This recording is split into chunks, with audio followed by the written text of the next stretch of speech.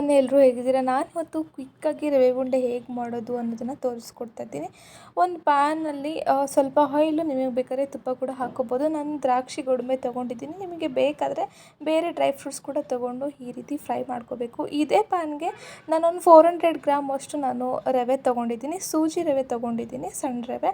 ಅದನ್ನು ಹಾಕಿಬಿಟ್ಟು ಅದೇ ಪ್ಯಾನಲ್ಲಿ ಫ್ರೈ ಮಾಡ್ಕೋಬೇಕು. ಅದು ಹಸಿ ಸ್ಮೆಲ್ ಹೋಗೋವರೆಗೂ ಈ ರೀತಿ ಫ್ರೈ ಮಾಡ್ಕೊಂಡ ನಂತರ ಒಂದು 5 ಮಿನಿಟ್ಸು ಫ್ರೈ ಮಾಡಿ, ಅದಾದಮೇಲೆ ನಾನು ಎಷ್ಟು ತೊಗೊಂಡಿದ್ದೀನಿ ರವೆ ಅಷ್ಟು ಅರ್ಧದಷ್ಟು ನಾನು ಶುಗರ್ ಆ್ಯಡ್ ಮಾಡ್ಕೋತಿದ್ದೀನಿ. ಸ್ವೀಟ್ ಬೇಕಾದರೆ ಇನ್ನೂ ಸ್ವಲ್ಪ ಎಕ್ಸ್ಟ್ರಾ ಹಾಕ್ಕೋಬೋದು. ಅದಾದಮೇಲೆ ನಾನು ಫ್ರೆಶ್ ಕೊಕೊನೆಟ್ ತುರಿ ಹಾಕ್ಕೋತಾ ಇದ್ದೀನಿ. ಅದು ಹಾಕ್ಕೊಂಡ ನಂತರ ಚೆನ್ನಾಗಿ ಮಿಕ್ಸ್ ಕೊಡಿ.